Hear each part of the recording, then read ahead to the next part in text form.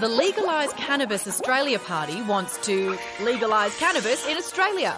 Is that a joint, man? They've been around for almost 3 decades and were formerly known as the Hemp Party or Help End Marijuana Prohibition Party. Senate votes are still being tallied, but the party, run out of the Hemp Embassy in Nimbin, is currently polling extremely well, with a 2 to 7% share of first preference votes around the country. I love that shit. We're so high right now. In Queensland, they're coming 5th in the Senate race with a 6% share of first preference votes, just behind Pauline Hanson's One Nation. It might be a bit of an inconvenience. And in the NT, they are 5th with a 6.38% share, with some experts predicting they'll snare a Senate seat in Queensland. Put it in your mouth. Shut up. The party wants marijuana treated in the same way as alcohol and tobacco, legal and regulated. They want legalisation to be a pathway for Australians to be able to grow their own cannabis plants and a reform of the drug driving laws to test for impairment rather than presence. People are being caught when they're not impaired because THC stays in the system for a long time, even though people aren't impacted when they drive. They also want Australians to discover the health benefits. The benefits of medicinal cannabis are primarily with pain, sleep issues, and some mental health issues, so anxiety and depression. The benefits are massive, the side effects are very low. Legalise Cannabis Australia dropped around 20 grand on their election campaign, getting way more bang for their buck than the United Australia Party's $100 million spend. Do you think I give a stuff about what you personally think? Jeez, mellow out, Clive. Have a brownie or something. I'm a big supporter for legalising cannabis. This is a plant-based medicine that can treat a vast array of conditions and it needs to be subsidised. Michael Balderstone is the president of the Legalise Cannabis Party. He joins us now. Thank you very much for your time, Michael. I know you're joining us from the Hemp Embassy in Nimbin, which is entirely appropriate. You must have been totally blown away by this result. What does it mean for you?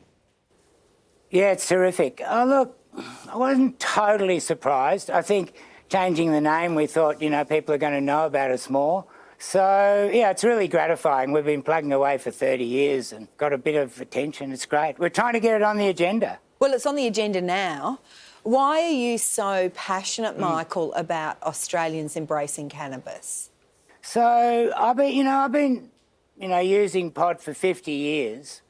I never get a migraine. I used to get shocking migraines. I never get a migraine anymore. It's become my medicine, I guess, like hundreds of people wake up in the morning and have an antidepressant or whatever. And over the years, I've got to know thousands of people in my boat. And the laws now are as bad as ever, in some ways worse, because we can't drive. And even if there is legal medical weed, which anyone can pretty much get nowadays through a doctor, we just think people should be allowed to grow their own, and the driving test should be about impairment, not just the presence of THC. Yeah, how would that work? I don't understand how that would work if they're going to test impairment instead of the levels of THC in your blood. Like, what would they do, like Americans do in movies where they make you touch your nose or walk the line? Like, seriously, how would they do it?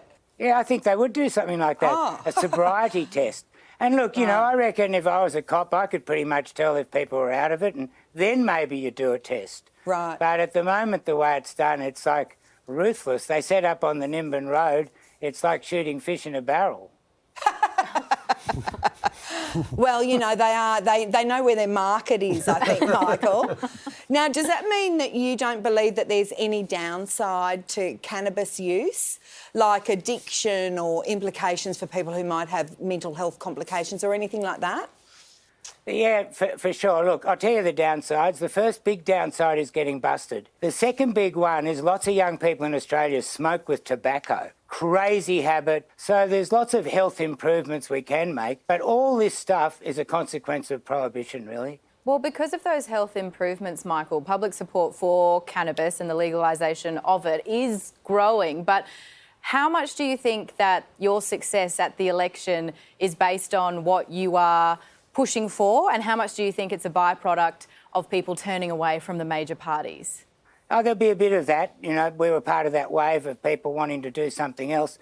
But honestly, there are thousands of people that cannabis has just been like a godsend to them. And it's a wonderful thing, and it's super expensive, or they get busted and they can't drive. It's shocking that we can go to a doctor and get legal weed and you can't drive. Michael, it does seem that the country's ready to have more grown-up conversations around this. Have you thought about, though, separating into recreational use and medicinal use platforms? Yeah, well, that's the common thing that happens. You know, genuinely, it's all medical. And I don't say that lightly. We're talking about a medicinal herb. So it needs to be seen as a medicine any way you use it, I reckon. And it's just as important to deal with recreational. Let's get it right. There's 1,000 busts a week or more still in Australia. The jails are full of people. For me, it's a health issue, you know. People are just trying to feel good, have less pain, enjoy their day. How did this come to be criminal? We've seen in the United States, I think, is it 11 states have now legalised and others haven't, and we're starting to see some academic research on what the effect of that might have been. And I was reading about a study just earlier today about it, and they found that one of the associations of that legalisation, particularly for adults who are older than 26, is an increase in cannabis use disorder. So that's not just that people are using cannabis, but people are using it in problematic and dangerous ways that affect mental health, that might cause them to fall in social class, for example, have lower educational attainment, increased motor vehicle crashes, all that sort of thing. What do you make of that sort of analysis that we're starting to see? It's not for everyone, and you're reading a different book to me. What I've seen is there's a consistent drop in suicides, domestic violence and car accidents. We've had prohibition for a long time now. People have been really spooked by it, lied to really about how to use it and what it's good for and what it's about, and we've glamorised it. I would be de-glamorising it. I'm lucky enough to have been in some of those states in America, and they've got a dispensary which is just so unobtrusive. It's just no big deal. And you take all that glamour out of it, which is a big thing for young people, I reckon, the forbidden fruit thing. So it's about education, educating people to use it properly. It can happen. It's not that difficult. Michael, thanks very much for your time. Really appreciate it. Really appreciate you including us. Thanks.